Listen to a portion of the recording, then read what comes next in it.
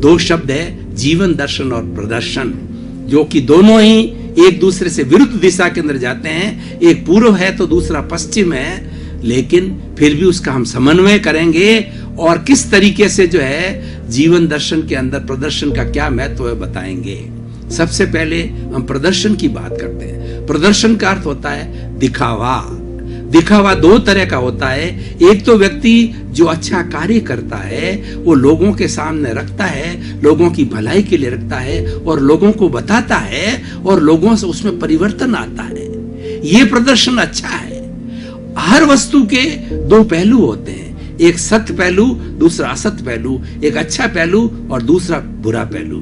जो प्रदर्शन जो है ईगो को सेटिस्फाई करे या व्यक्ति के अंदर जेलेसी पैदा करे या किसी को हर्ट करे या प्रतिस्पर्धा पैदा करे, वो प्रदर्शन काम का नहीं है। तो जैसा कि मैंने कहा कि किस तरीके से प्रदर्शन जो है जीवन दर्शन बन सकता है, तो अच्छा कार्य का किया हुआ प्रदर्शन जो है जीवन दर्शन बन सकता है। और जो ईगो को लेकर के, राग द्वेष को लेकर के, किसी को गिराने को लेकर के और किसी की ईर्ष्या के साथ में, किसी की डाह के साथ के अंदर किसी को नीचा दिखाने के लिए जो प्रदर्शन किया, कंपटीशन करने के लिए प्रदर्शन किया जाता है, वो बुरा प्रदर्शन है, उसको त्यागा जाना चाहिए।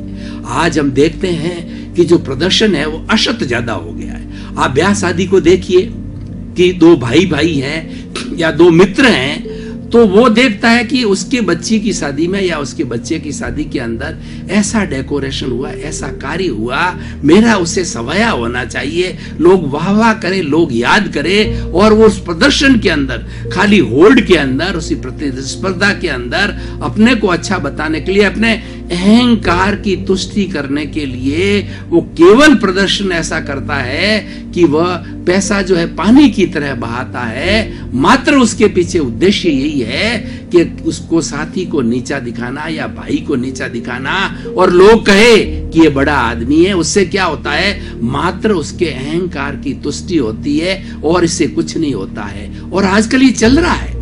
आजकल सोसाइटी क्यों बिगड़ रही है? ये फालतू के आडंबर के अंदर, फालतू के प्रदर्शन के अंदर।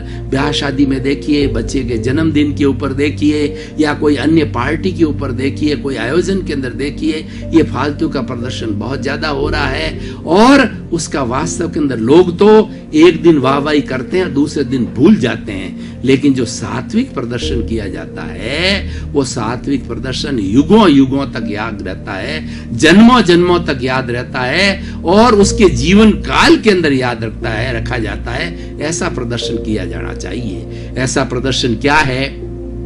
उदाहरण के तौर पर देखिए कि हमारे यहाँ सामूहिक विवाह की प्रथा है। कुछ ऐसे लोग होते हैं, बेचारे गरीब होते हैं, अपाहिज होते हैं और उनको कन्यादान करने के लिए पैसा नहीं होता है। तो ऐसे संबंध के अंदर कोई व्यक्ति ये जो है बीड़ा उठाए कि इतने जोड़ों का मैं शादी करवाऊंगा, या किसी बहुत बड़े सन्यासी का, बहुत बड़े गुरु का सत्संग कराना है, जैसे गांधी मैदान पूरा भर जाए उसके लिए, और लंबे समय तक कराना है कि लोग उस आयोजन का फायदा उठावे, लोग धर्म की ओर प्रवृत्त हो, लोग अच्छाई की प्रवृत्त हो, और जो मानवीय मूल्य गिर रहे हैं लोग फिर से अपने आप में परिवर्तन बदले और लोग जो हमारी पुरानी संस्कृति है उसको पुनः धारण करे। ऐसा कार्य कराया जाता है तो कितना सद परिवर्तन है। उदाहरण और दूसरा देखिए, जो बेचारे कोई बेघर होते हैं और कोई व्यक्ति जो है वो उसके पास पैसा बहुत है, उसको जमीन खरीद करके और उसके प्लॉट बन, जैसे कि गवर्नमेंट करती है इंदिरा योजना, उसी तरह से कोई व्यक्ति करता है तो अपनी कॉलोनी बना करके सब बेचारे बेघर लोगों को देता है। तो जिंदगी भर युगों युगों तक जो है वह प्रदर्शन, वो कार्य किया गया याद रखा जाता है।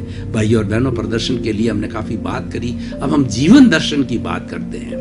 जीवन दर्शन का अर्थ होता है कि हमारे जीवन की प्रस्तुति कैसी हो, हमारी लाइफ फिलॉसफी कैसी हो, वो हमें देखना होता है। लाइफ फिलॉसफी दो तरह की होती है, एक तो इंडिविजुअल होती है और एक कलेक्टिव होती है। इंडिविजुअल तो होता है कि व्यक्ति जो है सुबह से शाम तक किस तरीके से वो जीवन जीता है, और दूसरी कलेक्टिव होती है कि कोई समाज, कोई जाति, कोई समूह, कोई परिवार किस तरीके से जीवन जीता है वो गिना जाता। हम इंडिविजुअल की बात करते हैं। अगर व्यक्ति सुबह से शाम तक जो 24 घंटे भगवान ने सबको दिए हैं, उसके अंदर वो जो है वो दो तरह के लोगों के मैं उदाहरण लेता हूं कि एक व्यक्ति जो है जो सूर्योदय के पूर्व उठ जाता है, सूर्योदय के पूर्व उठ करके भगवान की भक्ति करता है, भजन करता है, उसको मंत्र की चैंटिंग करता है, ध्यान करता है। उस समय में क्या होता है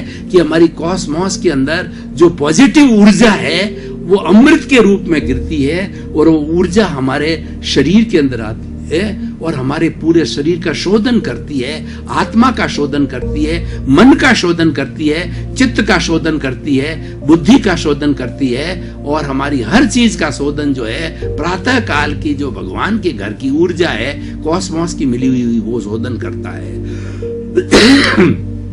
उसके बाद के अंदर वह व्यक्ति जो है क्योंकि उसका प्योरिफिकेशन हो जाता है तो वह व्यक्ति दिन भर यही कार्य करता है, यही सोचता रहता है, उसकी हमेशा पॉजिटिव थिंकिंग रहती है कि मेरे द्वारा किसी भी व्यक्ति को किंचित मात्र भी कष्ट न हो, प्राप्त मन वचन काया से इस जगत के किसी भी जीव को किंचित मात्र भी कष्ट न हो, दुख न हो, ये चिंतन करता है।